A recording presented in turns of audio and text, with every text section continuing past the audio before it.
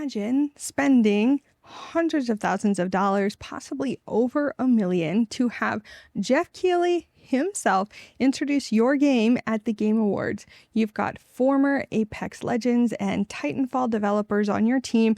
You're closing out the biggest night in gaming, and then nothing. Absolute radio silence for over a month, with your game launching in just a few days. Meanwhile, another game, one that was literally canceled, brought back by its original creators and resurrected from a 4-year-old build, launched into early access 2 days ago and became the most watched game on Twitch with over 420,000 concurrent viewers. This is the bizarre tale of Highguard and Hytale. 2 games, 2 completely opposite approaches, and one massive lesson about what players actually want. Let's dive in.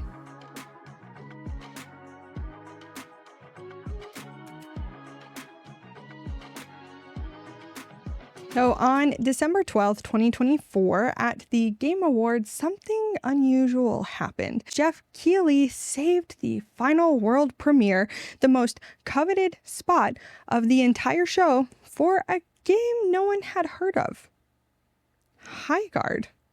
And Keighley didn't just announce it, he hyped it to the moon, to the nth degree, tears in his eyes. I mean, listen to this introduction. Sometimes our last reveal at the Game Awards is a teaser for something years and years away. Not tonight. Our final world premiere comes from 61 members of the team that built Apex Legends and Titanfall. 4 years ago, the principals founded a new independent studio with the hopes of pushing the shooter genre forward with a new original game. They've done it in complete secrecy, which is even more amazing because the game is very deep into development. The power of independent self-published studios to push this medium forward is a growing and I think positive theme in our industry. And so tonight, you're not only going to get the announcement of the game, but also your first look at the gameplay. I played it, and after you see this trailer, I think you're going to want to as well. Welcome to Highguard. And he even said, I've played it, and after you see this trailer, I think you're going to want to as well. I mean, the hype was just beyond astronomical. And then the trailer played. I'll just show you a clip, a quick little clip here.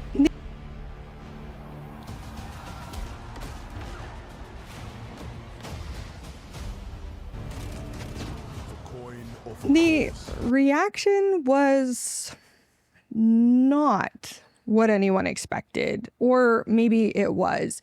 Within hours of the trailer going live on YouTube, the like to dislike ratio told the entire story.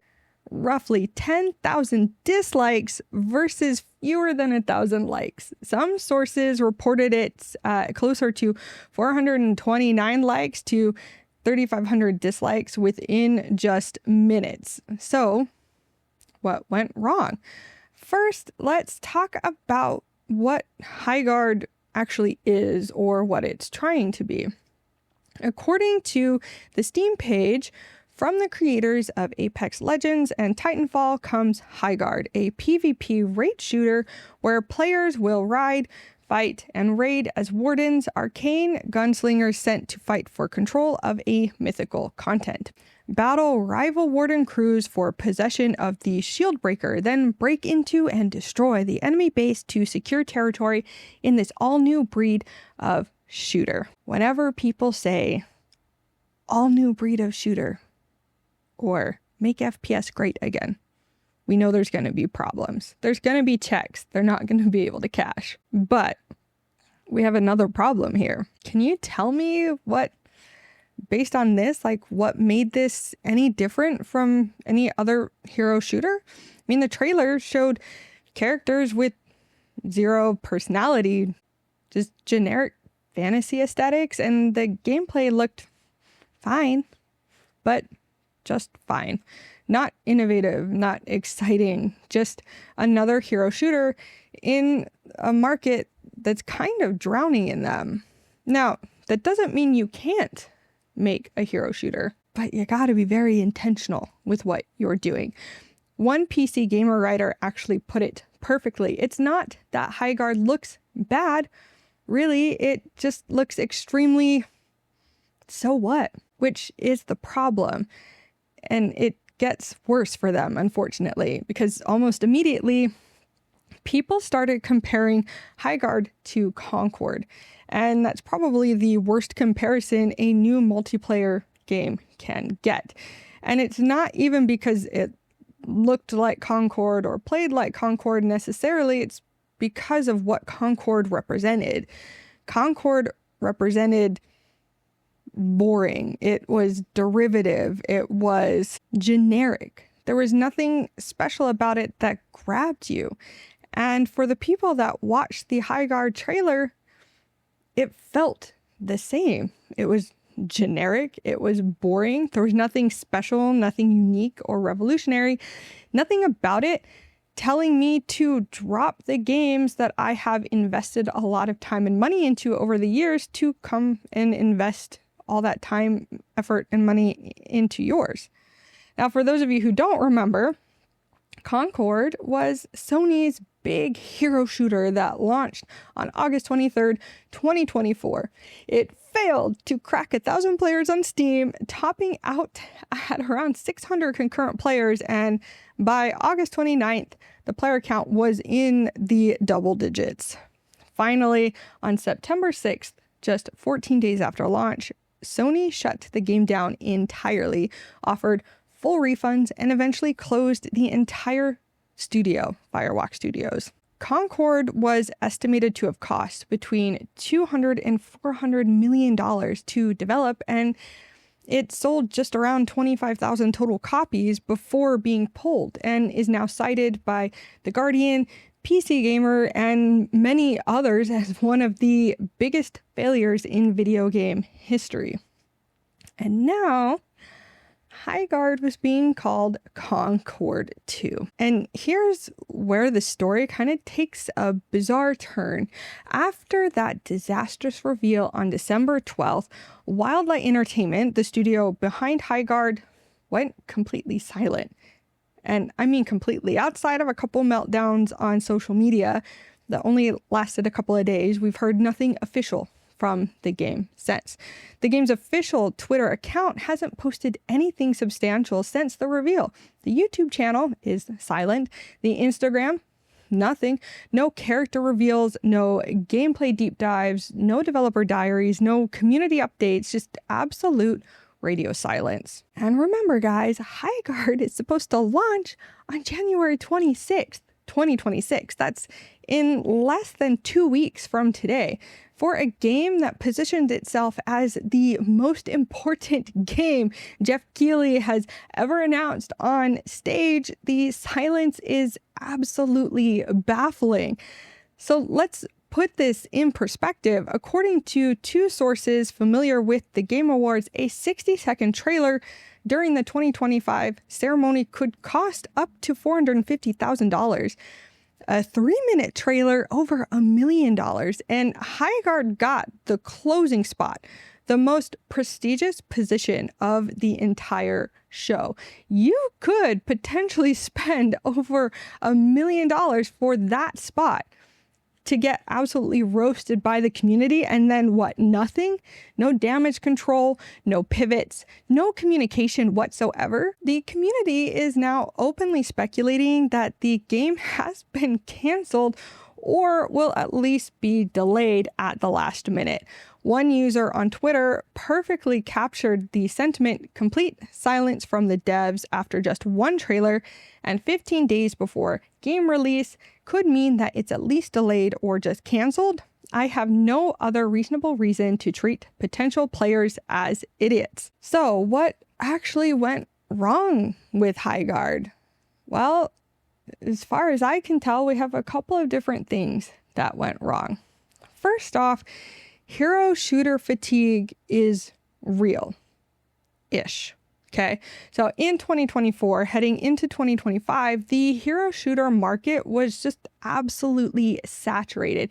You've got Overwatch 2, Apex Legends, Valorant, and most significantly, the recent contender Marvel Rivals, which launched in December of 2024 and became a massive success. The market is saying, if you're going to give us another hero shooter, it better be special. And Highguard couldn't seem to explain what made it different, what made it special. It had no clear identity.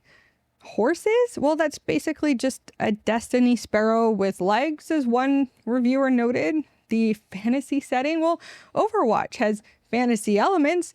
The shooter mechanics, nobody actually knows what that means because they never explained it properly, and they didn't decide to take the opportunity to show you why this could be something special. It also just had very generic character designs, very similar to Concord in the way that for a hero shooter, the characters and their designs are everything. But Highguard's character in the trailer had all the personality of a space heater, as PC Gamer put it. The dialogue was generic fantasy nonsense. Like, your light belongs to me, or I am the coming storm. Like, what cheesy dialogue is this, guys?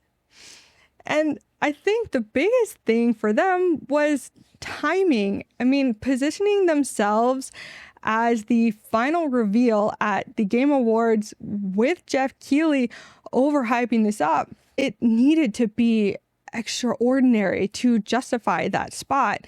Instead, it was forgettable.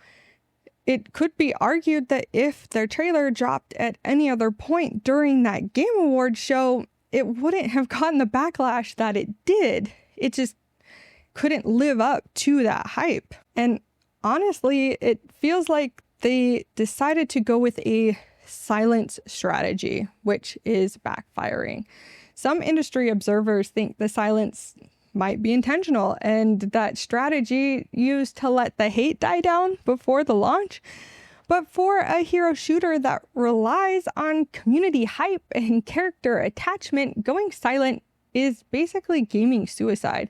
Players need to see a roster, learn about the characters, get excited about the gameplay, and none of that is happening. So who knows what's going to happen with Highguard?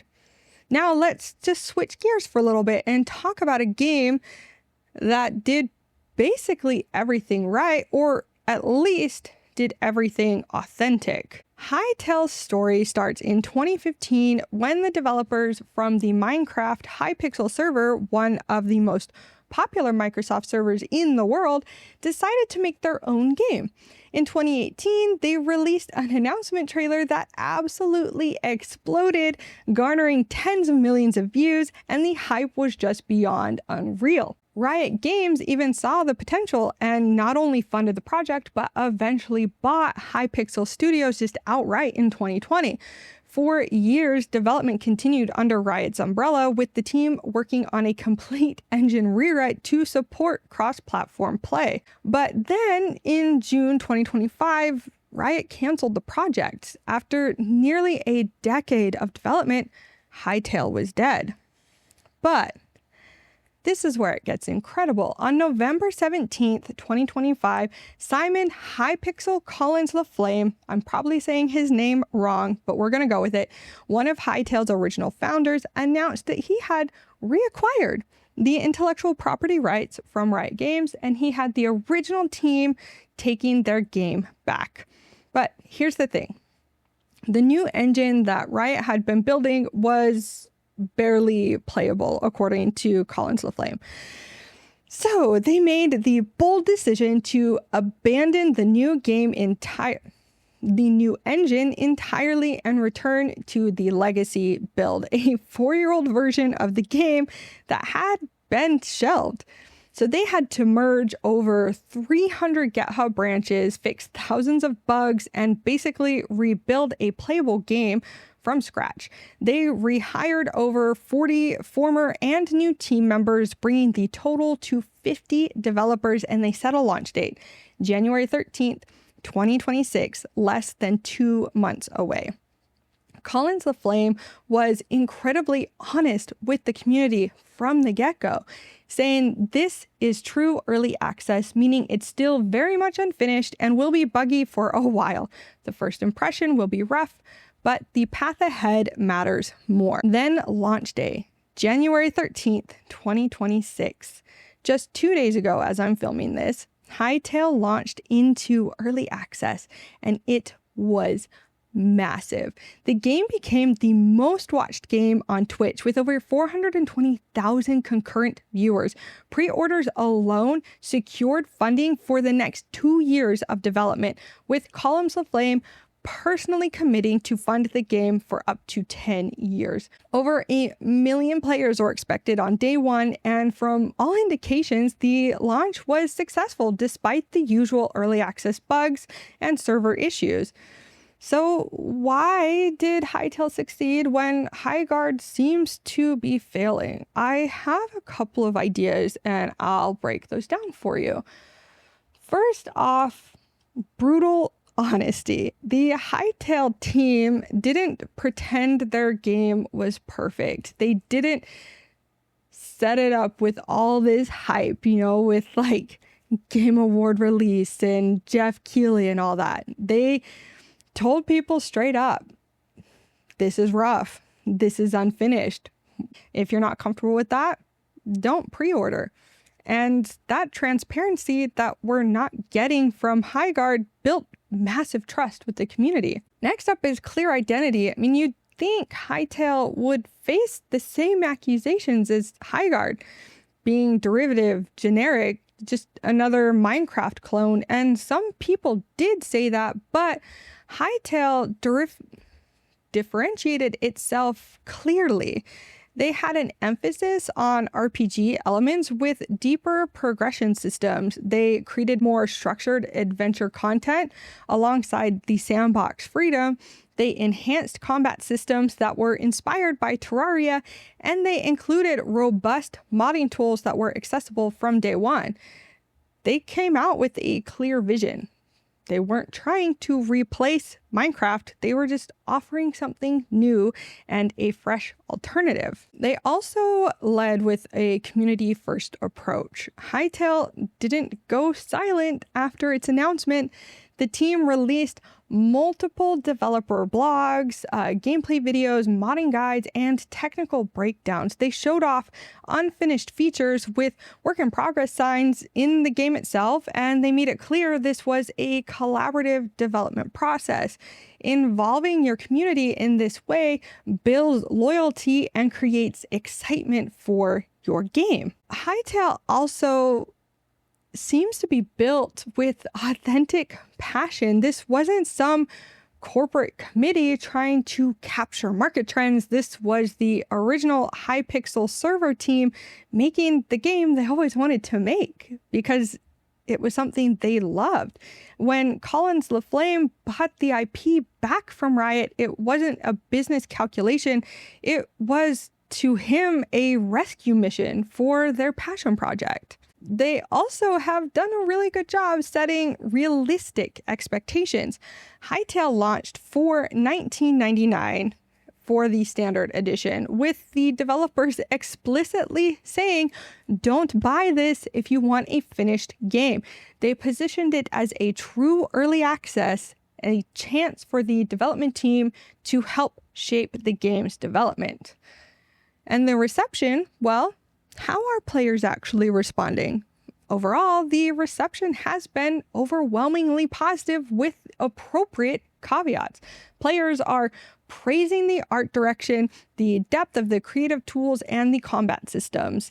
Yes, there are bugs. Yes, adventure mode isn't finished yet. And yes, there are performance issues and missing features, but players expected that because the developers told them to expect it, priced the game accordingly, and have followed through on a lot of the promises that they've made.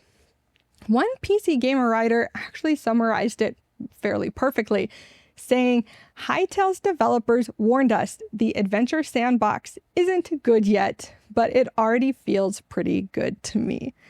The Metacritic user reviews even reflect the sentiment. Players acknowledge it's a little rough around the edges, but see the potential, which is exactly what early access is for.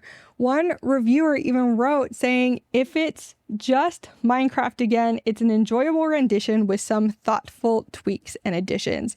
It's almost like someone's wish list of things Mojang will never do or can't do with its legacy tech. And most importantly, the community feels heard. The developers are already gathering feedback, pushing hotfixes, and planning updates based on player input. The roadmap isn't set in stone because they want community input on priorities. So what about Highguard? Is there anything that they could do, or is it already too late? I mean, let's be real, it might already be dead on arrival, but if the team is serious about saving this game, there's some things they would need to do, and fast. This is a big if, by the way. But first, they need to break this silence, because communication is everything. Even if the news is bad, even if they're delaying the game or making major changes, players need to hear from the developers. The longer the silence continues, the more damage it does. And forget fancy trailers. Show raw gameplay. Show the character roster. Show what makes the game unique. Let the streamers get early access. Show it to their audience. Transparency builds trust. And they need to find a clear identity. What is Highguard's selling point? What makes it different from Overwatch, Valorant, Apex Legends, and Marvel Rivals? They need to articulate that in one sentence, and then everything else needs to support that identity. Now, luckily, Highguard is already free to play, which is good, but they need to make sure monetization is fair and that players feel they're getting value. And right now, we have no idea what the monetization even looks like. But in comparison to Concord, their $40 price tag was one of its death sentences, but far from any of their major problems, as the free beta would suggest. And if the game needs more time, they should just delay it. Launching a broken or unfinished game just to hit a deadline will kill it faster than a delay ever would. I mean, you can look at Star Wars Outlaws for that. Honestly, there is a broader industry lesson to be taught here. Both of these stories teach us something important about modern game development. Authenticity beats marketing. Highguard had the bigger budget, the more prestigious reveal, the better pedigree on paper, but it felt manufactured, corporate, designed by committee to chase trends. Hytale came from a place of genuine passion. It almost died, got resurrected by people who refused to let it go, launched in a deliberately rough state, and succeeded anyway because people believed in the vision. Players are smarter than publishers often give them credit for. They can tell when a game is being made because a studio wants to make it versus when it's being made because someone thinks there's money in that market segment. In the age of social media, silence is death. Players want to feel involved. They want to see the process. They want to know the developers are listening.